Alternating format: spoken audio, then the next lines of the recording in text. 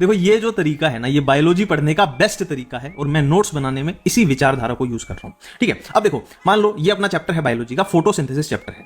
अब ये चैप्टर अपने को कंफ्यूज करता है। अब पहले ही हम चैप्टर को शुरू होने से पहले ही ऐसा कुछ कर देते हैं कि वो आधा चैप्टर अपने को ऐसे ही समझ में आ जाएगी कहां पे क्या हो रहा है। ठीक है, अब देखो बच्चे को पता है कि पेड़ पौधों में फोटोसिंथेसिस होती है। कहां होती है कि इस पेड़ के पास ये क्या है, पत्तियां हैं, इनमें होती है। अब इस पत्ती में हमने जब झांक के देखा तो यहां अपने को मिली क्या, मेसोफिल सेल्स मिली। अब मेसोफिल सेल को हमने उठा के देखा तो उसमें सेल ऑर्गेनेली होंगी, है ना, एंडोप्लाज्मिक रेटिकुलम, न्यूक्लियस, वैक्यूल, सब कुछ होगा उसमें, गोल्जी बॉडी होंगी और क्या होगा उसमें, क्लोरोप्लास्ट होगा। अपने काम का यहां क्या है, क्लोरोप्लास्ट है। अब जब हम क्लोरोप्लास्ट को देखते हैं तो क्लोरोप्लास्ट में अपने को क्या दिखते हैं, थाइलाकोइड दिखते हैं, और थाइलाकोइड के अलावा जो खाली स्पेस बच गया उसको हम स्ट्रोमा बोल देते हैं। अब थाइलाकोइड भी दो तरीके के हैं, एक तो ऐसे बिल्डिंग में अटैच है, बिल्डिंग को क्या बोल दिया जाता है, ग्रेना। अब ये थाइलाकोइड ग्रेना के अंदर है तो इनको ग्रेनल थाइलाकोइड बोल दिया, और दूसरे थाइलाकोइड जो स्ट्रोमा में पड़े हुए हैं, जो दो ग्रेना को आपस में जोड़ रहे हैं, उनको स्ट्रोमल थाइलाकोइड बोल दिया। अब यहां से एक थाइलाकोइड को उठा के देखते हैं तो उसके अंदर अपने क्या लगे हुए हैं कि थाइलाकोइड का ये अंदर जो स्पेस हो गया इसको ल्यूमन बोल दिया, और ये थाइलाकोइड की जाहिर सी बात है मेम्ब्रेन है, और थाइलाकोइड की मेम्ब्रेन में कौन सी स्ट्रक्चर लगी हुई है, अपने फोटोसिस्टम लगे हुए, इलेक्ट्रॉन ट्रांसपोर्ट चेन है और एटीपी सिंथेज है। यही अपने पूरे चैप्टर में यही काम आने वाला है।